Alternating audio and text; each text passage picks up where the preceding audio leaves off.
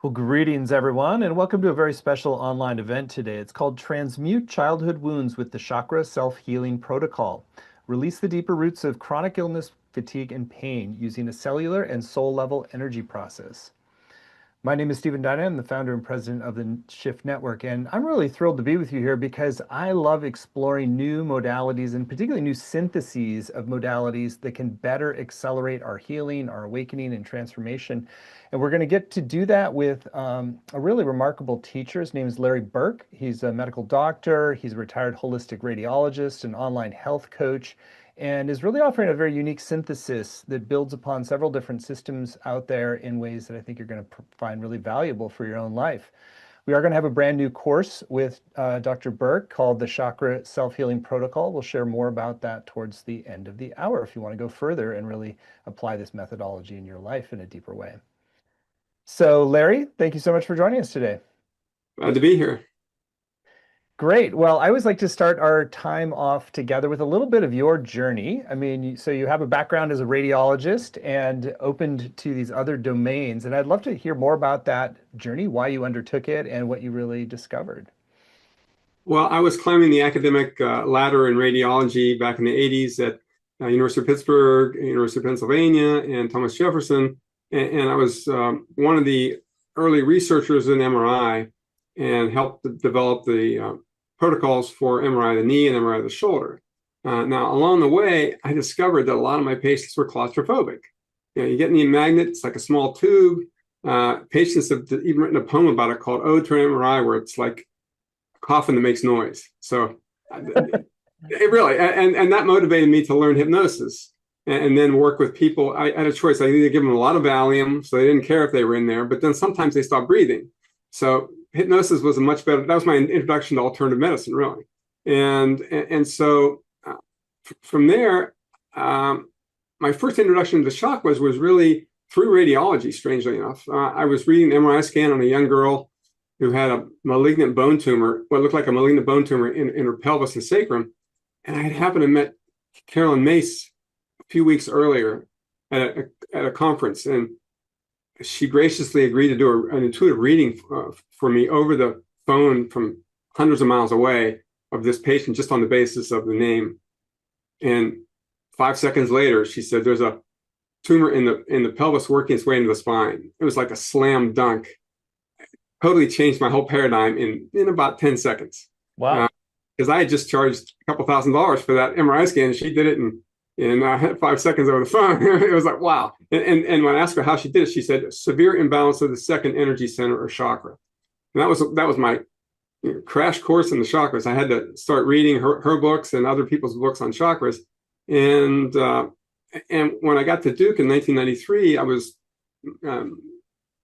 section head of musculoskeletal radiology. So I was in charge of all the heavy duty MRI scans and everything, but I was much more distracted by all the intuitive stuff I was learning, and alternative medicine was just taking off. So I wound up co-founding the Duke Integrated Medicine Center in 1998 and learned acupuncture.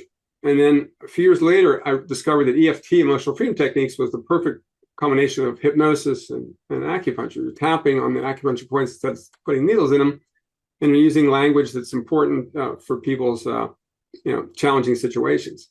So eventually wound up going part-time in radiology, and then developing a coaching practice in 2009, where I was doing mainly EFT. Then I eventually added dream work to it because several of my friends had dreams about having breast cancer ahead of time with no symptoms, no imaging studies, just out of the blue, a dream said, you got breast cancer, go get a mammogram and then have surgery. I then did a survey of women around the world and found another 18 women had a similar story and wound up writing a book about it called Dreams That Can Save Your Life. So I now use, all my coaching clients keep a dream diary because it often tells you exactly what you need to do next in the healing process. Now the chakras came back into play in 2017 when Margaret Lynch Rainier, one of my EFT teachers, gave a workshop on the shadow emotions of the lower four chakras. I thought, oh, she's a business coach.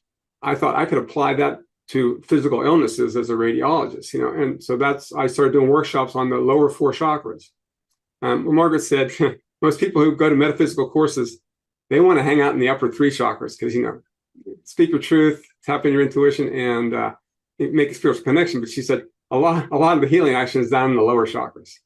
And so I took that to heart, and I didn't start working on the upper three chakras until I got invited to do this course. I thought, okay, it's a 7-module course. I'm going to do all 7 chakras. And that's how I got here. So That's a great synthesis of your journey there. I'm intrigued with the original Carolyn Myss diagnosis of the second chakra imbalance as sort of an example of how a chakra imbalance then outpictures into physical disease. What's your understanding of that now? Is like, how does that causal chain work? Well, just going back to the original story, I mean, I asked her to expand upon that. I was pretty stunned by her diagnosis of the phone. She said she's got a severe imbalance due to her relationship with her mother, past life influences, all kinds of things. And she would rather die than go through puberty. It was all this heavy duty stuff about the second chakra. And I was stunned by the whole experience. Now, when I look at all 7 chakras, I can see how the emotions play into the roots of physical illnesses. And that's what I'm mainly interested in. Lots of other people are doing courses on chakras and teaching about chakras, but many of them are energy healers. And they're looking at it from a psycho-spiritual perspective. And as a radiologist, I feel like I really want to, get into the nitty-gritty of the physical illnesses that people are so frustrated in dealing with, and our conventional medicine system is not serving them very well. So how do you, besides physical proximity, like it sounds like in that case, it was a real physical proximity. Is it always the case that physical diseases tend to manifest around where the imbalance in the chakra system is, or not always, but typically, and or is there a sort of a more sophisticated way where you look at where's the physical symptoms and then how do they map back onto some sort of chakra imbalance? Yeah, when I'm taking a history from a client, I'm looking at where their pain points, in other words, where their emotions really stuck. And some of that does often I'll ask, well, what does this remind you of? And they'll go, oh, it reminds me of what my dad said when I was 8. And well, I have some slides we'll go through of the chronological development of the chakras. And as you go from infancy to adulthood, and sometimes a disruption at that point in your life will predispose you to an illness later in life. And that's an important concept. So, well, let's do those slides now, since I know you wanted to create a little bit of visual context for people to understand what we're going to be doing later. Yeah, as a radiologist, kind of addicted to slides. What can I tell you?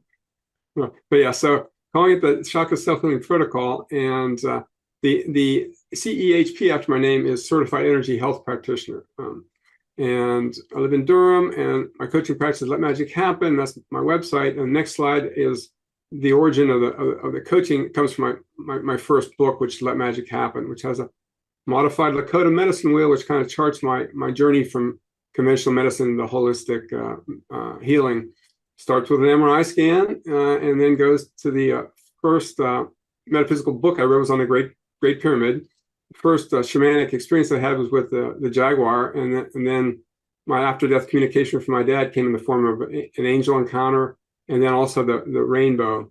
And the buffalo are my friends who are buffalo keepers on the Pine Ridge Reservation, and the sacred white buffalo is the sacred animal of the Lakota. And got down a lot of rabbit holes. Oh yeah, a lot of rabbit holes. Yes. Next slide. And of course, we're talking about chakras today. So this is just a basic outline of the chakras, mainly focusing on the psycho-spiritual issues and each particular level. But we're going to focus more on the physical illnesses and the emotions. So keep going.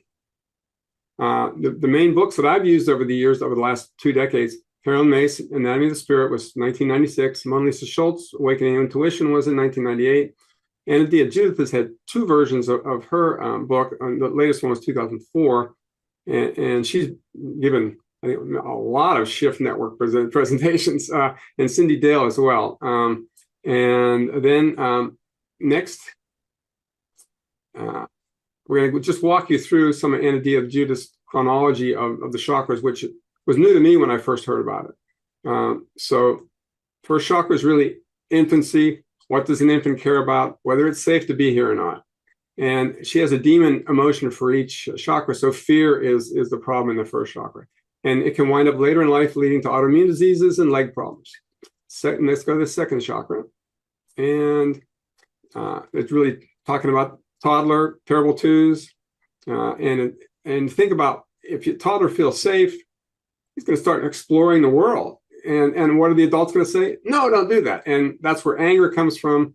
And Anadia Judith favors guilt in this location. But for me, anger connects very strongly with all the musculoskeletal pain syndromes and abdominal pain syndromes as well. Next, third chakra is you're becoming a preschooler and you're developing a little ego. And your ego, takes some hits growing up. Think of what the adults say. Too big for your britches. Who do you think you are? And that's some of the trauma that occurs in that location. Leads later in life to shame and eating disorders and all the variations of metabolic syndrome from diabetes to PCOS. Fourth chakra is about becoming a little social being when you're in grade school. And if you know the famous movie Mean Girls, that's where this starts to come into play. There's probably a Mean Boys movie that should be made as well. But and some of those relationships don't work out. So you experience grief or your grandparents die. And so you're experiencing loss for the first time. And a lot of that gets stuck in your chest, in your heart, bronchitis, chronic sinusitis as well. Fifth chakra is all about becoming a little creative, self-expressive person in like the preteen years. And the demon there is lying. You're supposed to be speaking your truth, but if other people are lying to you or you're lying on yourself, that causes blocks in that area and lead to thyroid problems and other neck issues. Next, sixth chakra, you're becoming a teenager and you're really starting to be self-reflective for the first time, but the demon there, and it's hard to see there, but it's illusion. So think about being under the illusion of all those hormones. It can really distort your thinking. And later in life, it may predispose you to eye and ear disorders.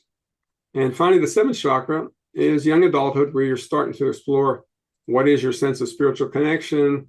And the demon in this situation is attachment. It's like, okay, you're also being attached to all your material accomplishments, which are in direct conflict with your desire for spiritual connection. This can lead to tension headaches and other neurological diseases later in life. So that's a quick tour through the chakras, that chronology. Couple questions there. So I know that demon doesn't mean like literal demon. It's a little bit more like the or the challenge point, right? Yes. So, and then we come in with all the chakras, but it's more like we're sort of inhabiting or activating each chakra sequentially, right? Working our way up, yeah, and it's really enlightening to think about that. Now, why is this important from a physical illness point of view?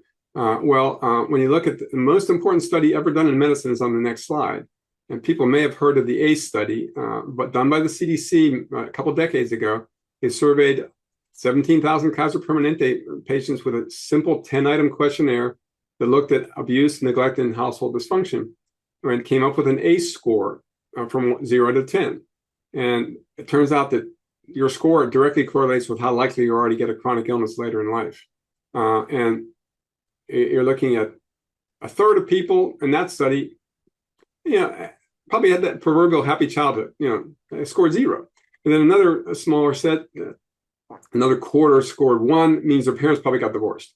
And then you look at 16%, the parents got divorced, maybe they beat each other in front of the child. And then another 10%, maybe they beat you as well.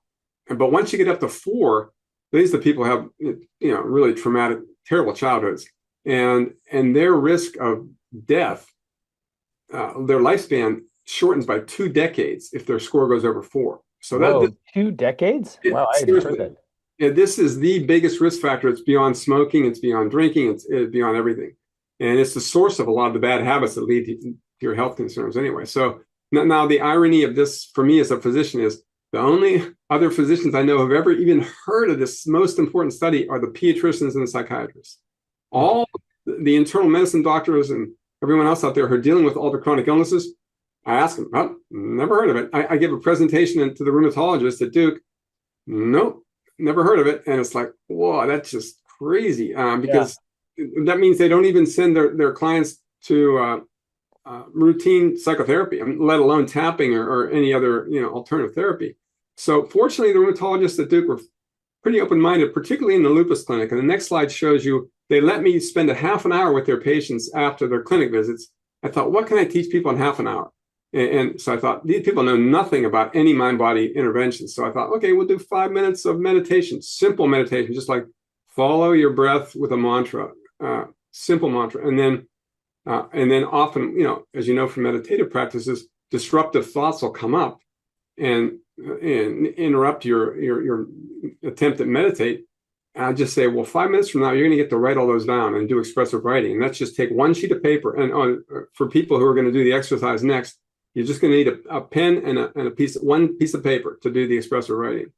And then after the expressive writing, that tells you what the emotional charge is, what's really bothering you. And then that's the focus for what we do the EFT tapping on. And that makes a smooth transition from the writing to the tapping. And then the tapping is like removing malware programs from your operating system. And once you remove those malware programs by hitting the delete key over and over again, you're uninstalling those programs. Then you want to put a new program in with self-hypnosis. So those are the 4 steps or my original protocol. And that became I haven't heard EFT described in that way. That's really a helpful metaphor. So and that's impressive. 30-minute intervention. What's the results? People universally loved it. And what eventually came of it was I transformed it into the chakra self-healing protocol. And I also added one more thing to it, which I didn't have time to do in that half an hour, which was to do some dream work. So the 5th step is dream work to guide the whole process. So I just tweak it for each of the chakras to make the language specific to the emotional demons for each chakra and for some of the physical illnesses. Mm-hmm. So what you want to do is kind of understand what symptoms or disease processes you might have, and then connect those to a chakra, and then focus more attention there. Yeah, and just kind of work our way through them. And otherwise, it's good to be systematic, kind of work top to bottom. I mean, and it's simplistic to say that just one chakra is involved. I mean, it's multiple chakras involved, but often the focus is on one particular emotion or one particular physical symptom. So, and it correlates pretty well with different levels. Great. Well, that's a great overview, and impressive you could distill the sort of the nuts and bolts into a short form. So I think what we're talking about here today is a little bit more how to do the thorough version of this. Let's talk about, how do you sort of working through this and some of the implications for how do you deal with stress, pain, and fatigue with this more holistic approach. Yeah, I mean, I guess for people who don't know about tapping, I'll introduce a little bit about tapping in just a couple slides so they know what we're going to do during the exercise. So next slide, we'll do just tapping is EFT for the emotions. There's a nice meridian picture there. The next slide is that metaphor that, Stephen, you mentioned, the computer metaphor. Everybody loves computer metaphors. So you're uninstalling the malware and putting in the programs you want. And the really nice thing about that is that's exactly how the brain works. It's called memory reconsolidation.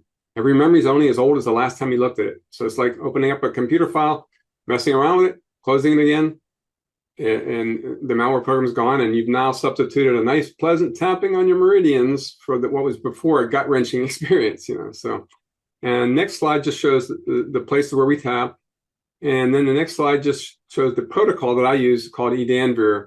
I just made up an abbreviation, an acronym. It's supposed to sound like a drug. Edanvir, like an antiviral, immunize you to stress, and you go through energize, desensitize, awfulize, neutralize, visualize, internalize, and revitalize, and I'll take you through that during the exercise. So I have awfulize is the one that jumps out. I think most people tend to avoid that. Why is that important to tap on the exaggerated negative? It's to get down to the bottom of things. You really want to. You don't want to go superficial. You want to get to the bottom of whatever emotions you're carrying, and they're stuck in your body. And usually just kind of, and think about if you're really talking to a best friend about something horrible that happened, you're going to awfulize if you're in a safe space to do that. So. Great. And the next slide just shows for people who are going to want to keep a dream diary, the simple steps to keep a dream diary, and everybody should be keeping a dream diary, not only for health, but for relationships, business purposes. And the Shift Network has a lot of great presenters like Robert Moss on dreams. And you got to just keep a flashlight near your bed. I prefer a red light because it doesn't disrupt your pineal function. And then write a question down in your diary that you want an answer to. And that gives a prompt to the dream world to start giving you information. And then let go of your expectations and see what comes up in the next morning. Great. So let's talk about some of the, that was a great overview. And let's talk about some of the higher level insights that you want people to come away with today. So what is our goal in terms of our energy system? You know, what are we trying to restore? Like if we're deleting some of the old programs and we're harmonizing things. So what do you see as a sort of symptom of health once you're through this, through the different protocols? I think the first thing to do is to reframe the way we approach symptoms in general. And that's in Western medicine, it's got one approach. And the approach I'm taking is each symptom is a sacred message from your soul. And you want to treat it like a messenger. Unfortunately, as I was trained in conventional medicine, we shoot those messengers. It's like everything is about suppressing the symptoms. We don't want to hear those messages. And then the messages keep getting louder and louder. We get side effects from all the medicines we take, and it's a lose-lose. So if you can start treating your symptoms as sacred messengers, you're way ahead of the game. And then if you use your dreams as well, the dream symbols are also sacred messages. So sometimes if you do the dreams, you can actually be the ultimate preventative medicine is to handle the problem that your dream presents you with before it manifests in your body. To me, that's the ultimate goal. That makes a lot of sense. And so, how some of the other elements were like the expressive writing. So, how would you take a symptom as a sacred messenger and then translate that into an expressive writing practice? Well, in the little bit of meditation we do, when those disruptive thoughts come up, and the phrase we'll be using today is "I'm healed," right? And that's your mantra. It's like if you keep saying "I'm healed," and then you're not healed, objections are going to come up. Hell no, I'm not healed. I've got all these symptoms. And so then that's what you want to write down. And you write down and expressive writing is using expressive emotive language and just stream of consciousness. You just write it down and get it out of your body. And amazingly, all of these 4 things that we do in the protocol are very strongly science-based. They all have over 100 research studies proving that they work. Expressive writing, I was shocked to find out how many studies there are on that. Just writing emotional things down, getting it out of your body improves your health. That's amazing. Yeah. Was it James Pennebaker's done a lot of that work? He's been a leading person in that. Yeah, I think there's great power in that. So I know that you also want to take us on more of an experiential journey through this so we can work on a particular area of challenge or issue for us. And so you want to do that now? Yeah, that'd be great. And I've condensed it down. It usually takes about 20 minutes with some discussion in between, and could fill the whole half hour, but I'm going to do this in 10 minutes. And the way we're going to do that is just shrink the meditation period down to 2 minutes or less, and the expressive writing down to 2 minutes. And then we'll go through the tapping and the hypnosis in about 6 minutes. It'll take about 10 minutes. So and you need your pen and paper to write down once we've done a little bit of meditation. And I'm just going to do real simple meditation. You're just going to, breathe in, breathe out, and just say, "I'm healed. I'm healed," for 2 minutes. And so we're going to basically just repeat "I'm healed" for a little less than 2 minutes. And I usually do that in rhythm with the breath. So I'm healed. I'm healed. And for those of you who are advanced meditators, this is pretty basic meditation. So I'll just go for 2 minutes here. So just start saying "I'm healed" to yourself. And notice what comes up, and you'll be able to write it down in 2 minutes.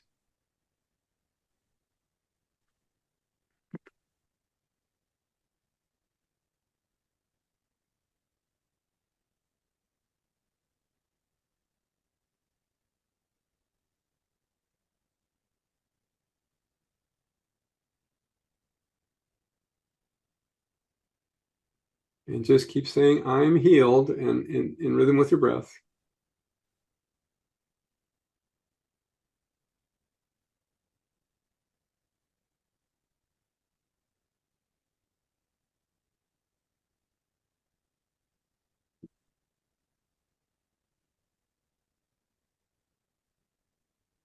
Okay, that's 1 minute, so we'll do it for a few more seconds here. Just keep going with the "I'm healed."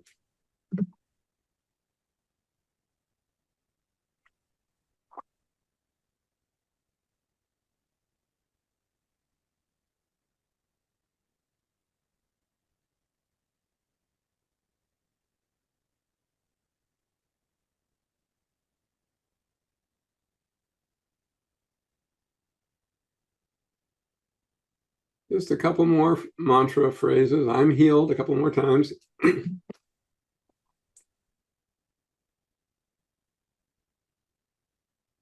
And notice what emotions that come up and anything you might be feeling in your body. And then you can open your eyes and start writing down for a minute or so, a minute or two. Just start writing down whatever came up. Anything, any place in your body where you're not healed, or where you're feeling any emotions, or anything that's on your mind. Really, it's a stream of consciousness. Just write for your whole next minute or two. And there's no grammar involved. You're not going to show this to anybody else. Just start writing whatever comes up. If there's a particular part of your body that's bothering you, write about that. If there's a relationship that's bothering you, write about that. It's just anything that spontaneously comes up.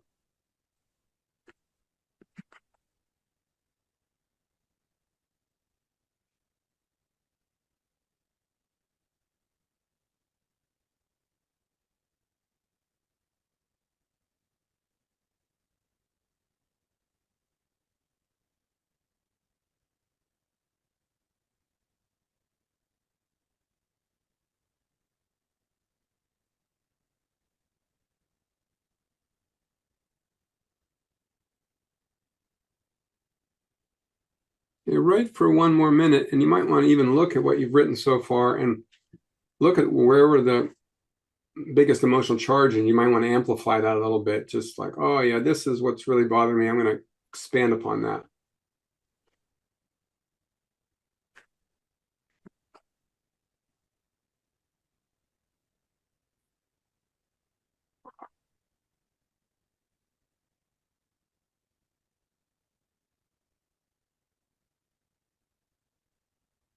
Sometimes I even recommend circling the words that have the biggest charge on them.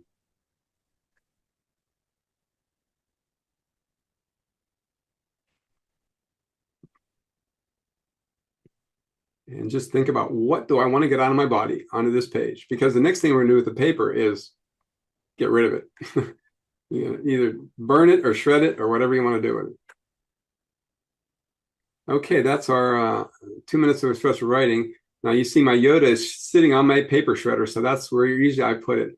But if you're metaphor, and if you're writing to someone who's passed, like someone you still have a charge on who died, I recommend burning those, because it's sort of the metaphor of taking the prayer to heaven. That's a nice way to think about it.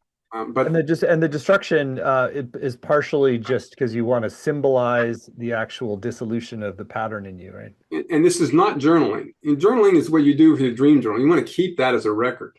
This, you want to just get it out of your body and let it go.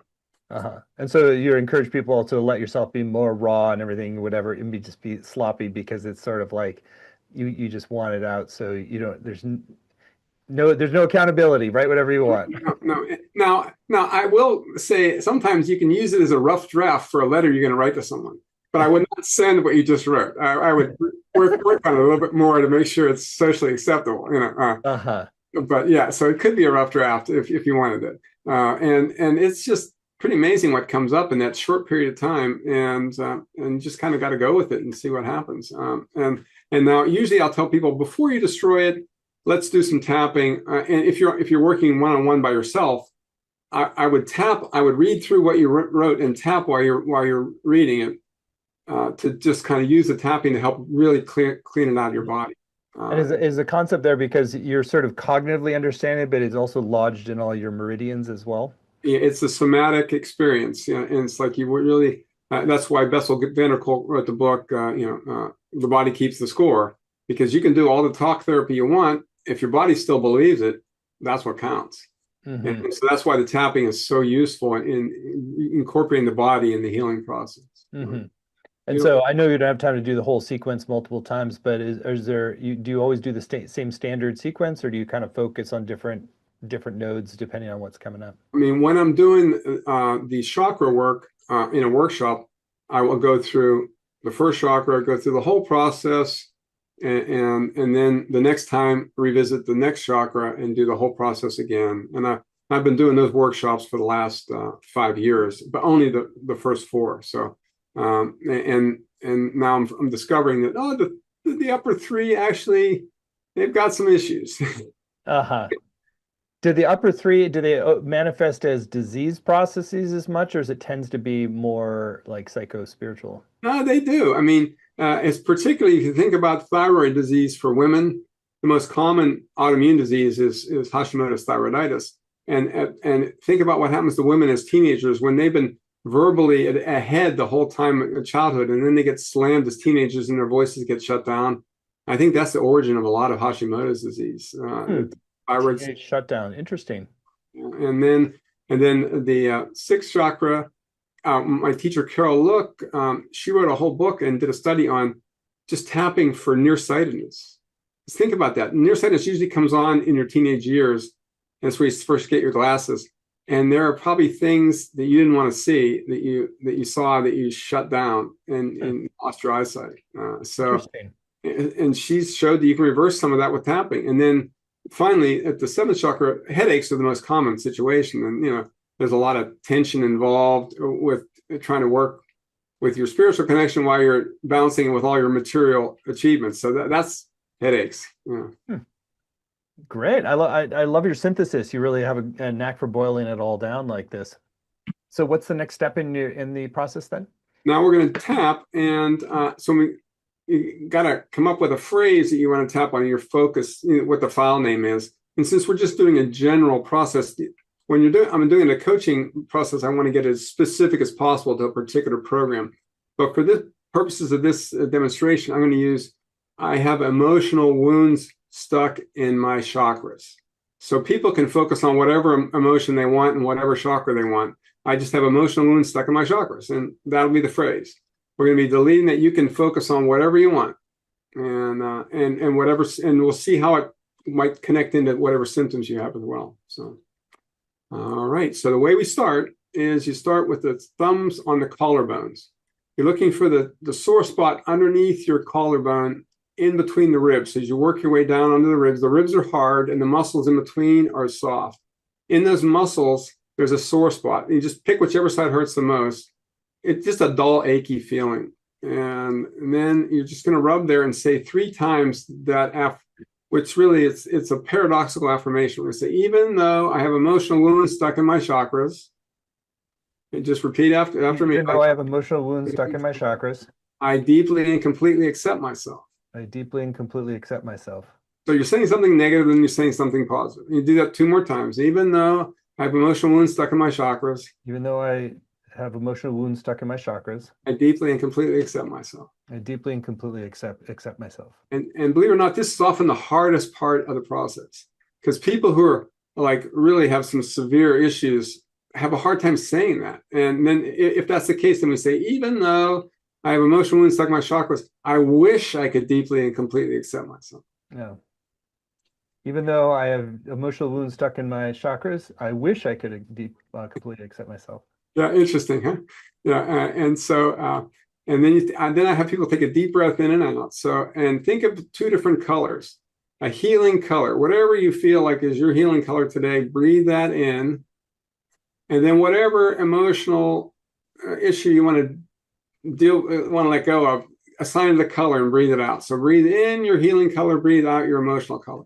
It's a pretty simple process, but it's really powerful to just get in the habit of doing that. You can do that all day long, actually. But, and then we're going to start tapping on just that sound bite out of the middle, which is just the emotional wound stuck in my chakras. And I usually use 2nd, 3rd finger, hit the eyebrow point, right where the eyebrow comes over toward the nose. There's a little nerve that comes out there. It's a little tender. You just tap 5 or 6 times to make enough noise with your fingers. And then you go to the side of your eye and you say, emotional wounds stuck in my chakras.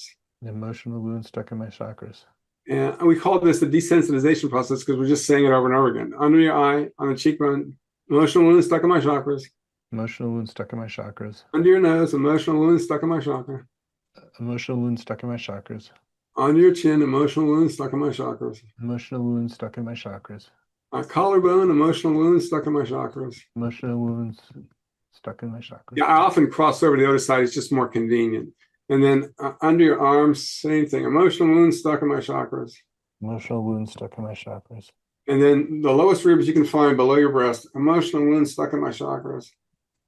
Emotional wound stuck in my chakras. And then go back to finish up on the top of your head. Emotional wound stuck in my chakras. Emotional wound stuck in my chakras. Now that just takes us through that step. And now, again, I do the breathing again. So breathe in your favorite color, out with the emotional color. Now you get to awfulize, Stephen. Here you go. So here's that. Now you get the side of your eyebrow point right here. And I switch hands. Switch sides. Oh, switch side. Okay. Just that. So you go. I want to balance both sides. Yeah, I kind of get both the left and right brain going. And then you're going to go on the eyebrow point again and say, start with the same phrase, emotional wounds stuck in my chakras. Emotional wound stuck in my chakras. Side of your eye, say, it might be fear or anger or shame or grief. It might be fear or anger or shame or grief. Underneath your eye, and it may be causing some of my symptoms. It may be causing some of my symptoms. Underneath your nose, maybe even some of my chronic illnesses. Maybe even some of my chronic illnesses. Yeah, maybe it's chronic pain. Maybe it's chronic pain. Or sinusitis or autoimmune disease. Or autoimmune disease. Yeah, and I've been doing all kinds of things to try to fix this with conventional medicine. I've been doing all kinds of things to fix this with conventional medicine. And it's not working, and I'm just getting side effects. I'm just getting side effects. And I'm getting pretty frustrated with having to deal with these symptoms. I'm getting pretty frustrated with having to deal with these symptoms. I wonder if my emotions have something to do with it. I wonder if my emotions have something to do with it. Top of your head. I've got emotional wounds stuck in my chakras, I'm pretty sure. I've got emotional wounds stuck in my chakras, pretty sure. So you kind of got to the bottom of the barrel there. And now we're going to switch hands. Now the next step is the neutralize step, which gets kind of crazy. So just play along with it. We're going to go back and forth between negative and positive. So start with the same phrase, emotional wounds stuck in my chakras. Emotional wounds stuck in my chakras. Side of your eye, say, it's gone, I'm healed. It's gone, I'm healed. Underneath your eye, say, that sounds like a fantasy. That sounds like a fantasy. Underneath your nose, well, maybe I took the edge off it a little bit. Maybe took the edge off a little bit. Chin, I doubt that tapping does anything. I doubt that tapping does anything. Collarbone, if it does work, that would be great. If it does work, that would be great. I would need some proof that it helps my symptoms. I would need some proof that it helps my symptoms. If it does work, I'm going to use it on all of them. Yeah, if it does work, I'm going to use it on all of them. I'm curious to see how this is going to impact my health. I'm curious to see how this is going to impact my health.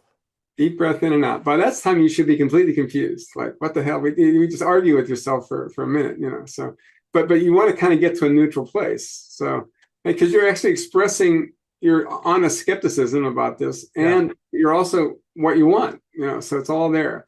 Now you're going to shift to, it becomes more like self-hypnosis. Now you're going to focus on what you really want. So start with, I want emotional freedom now. I want emotional freedom now. Side of your eye, I'm getting all those emotions out of my body. I'm getting all those emotions out of my body. I'm bringing my chakras back into balance. I'm bringing my chakras back into balance. I'm going to be like a self-healing machine. I'm going to be like a self-healing machine. Kind of like a self-cleaning oven. Kind of like a self-cleaning oven. Yeah. Collarbone. All you got to do is hit the button a few times and it cleans itself. All you got to do is hit the button a few times and it cleans itself.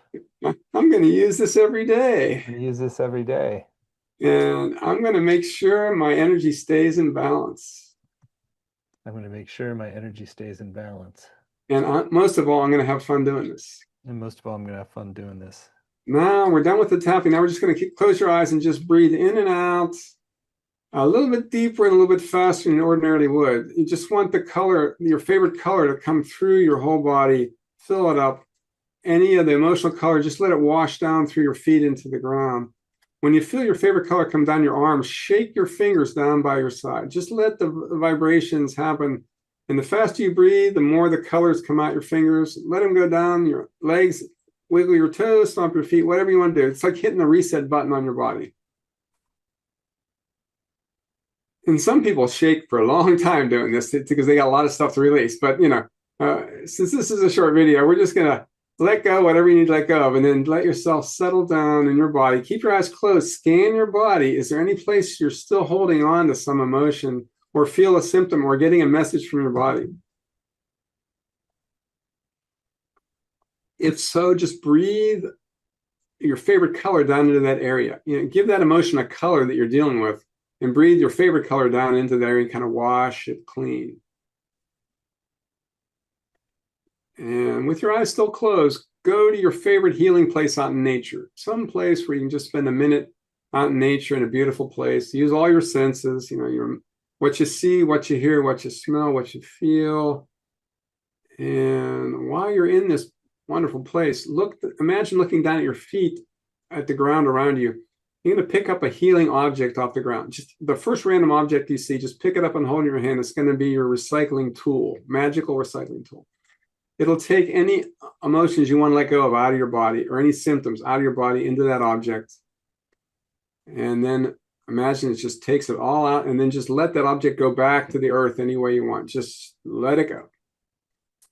And then one of the last steps is to invite your healing guide to come visit you. So who would you invite? And I give you three choices: beings from the other side, a spirit animal, an angel, or a wise ancestor of yours. Have them come and give you some advice about how to heal your emotions, how to heal your chakras, and any physical symptoms you have. Just take a few moments with that person. What would that being give you advice about?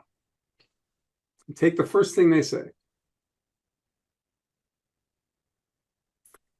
And with that instructions from them, project yourself into the future. See yourself days or weeks from now when your emotions are cleared and balanced, your chakras are well aligned, and your symptoms are healing. And then see yourself in that future frame of reference and put an actual picture frame around it and assign a color to that picture frame that is how you feel when you're really healed. And then breathe that color into your body and put that picture frame up on your wall so you can tap back into it whenever you need it. And then stretch and bring it back. And open your eyes and come on back, and bringing whatever you need from that journey.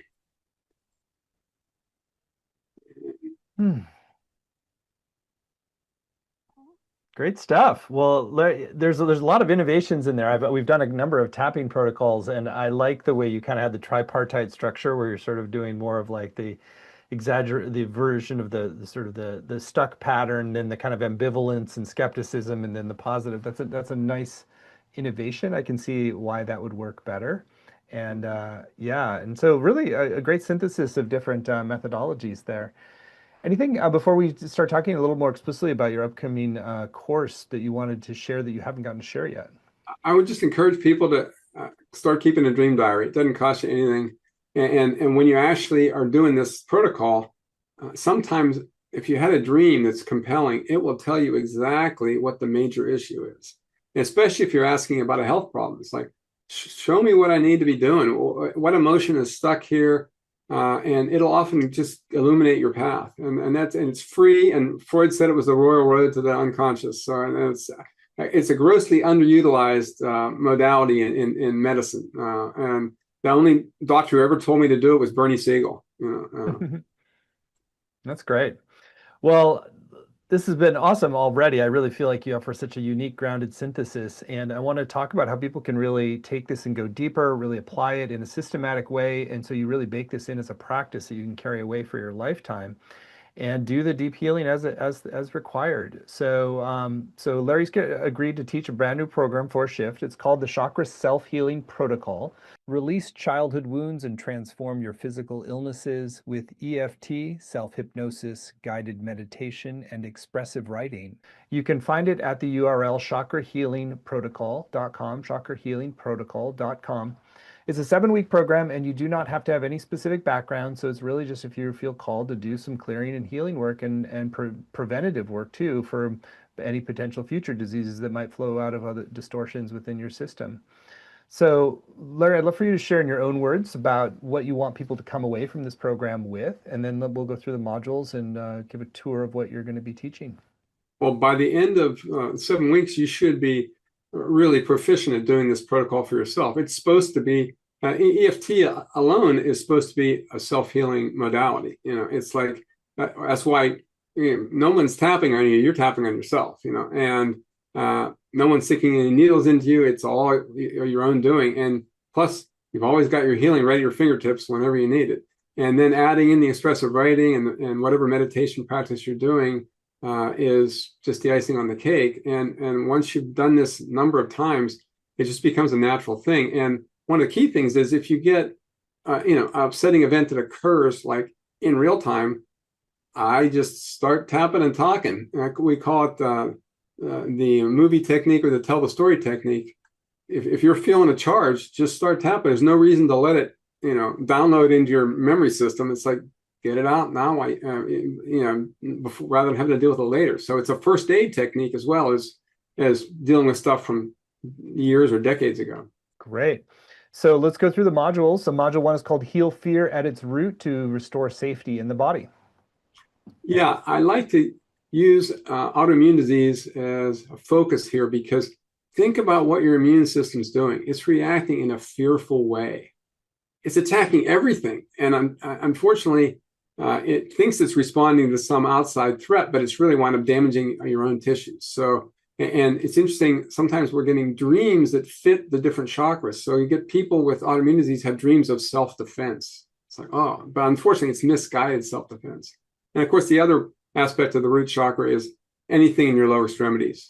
Oftentimes when you're moving or making a major transition in your life, you'll get lower chakra, root chakra problems when you're lifting up your roots. Your legs and feet will hurt. Great. Then module 2 goes into transform anger into freedom to release chronic pain.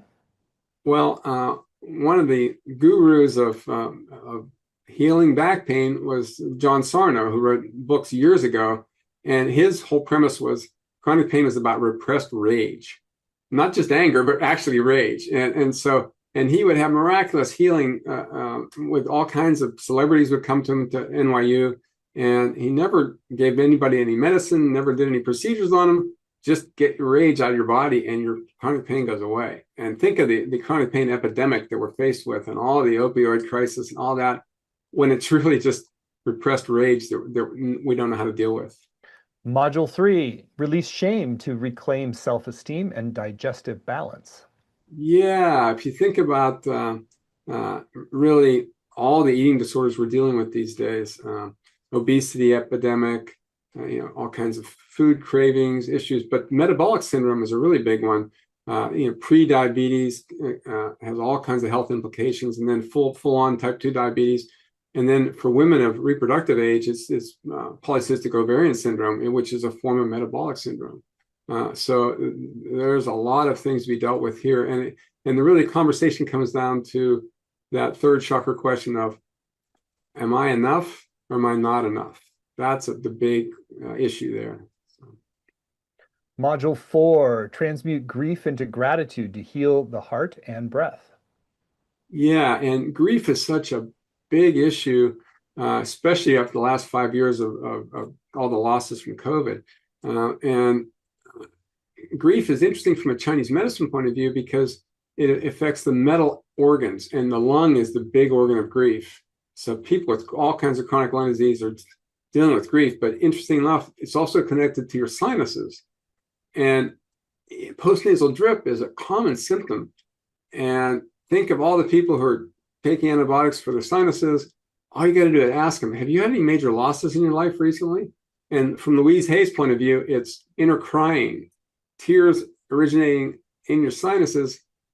Instead of coming out your eyes, they're going down your sinuses, run down the back of your throat, giving you a postnasal drip, and then getting in your lungs. And that's just, and think of all the people who are taking medicines for their sinus condition. Module 5, speak your truth to heal the voice and neck. Yeah, I think that the thyroid issue is the big one here, and we already mentioned about voice being suppressed in teenage years, but thyroid comes in two different varieties. It can be hyperthyroid or hypothyroid, and the thyroid gland is all about your internal sense of timing, and if your timing is way off, that tells you there's something going on with your fifth chakra. And there are some simple things you can do beyond the protocol, just like gargling, chanting, singing, all the different things you can do to open your throat chakra. So yeah, lots of things you can do there. Module 6, clear the fog of illusion to restore inner and outer perception.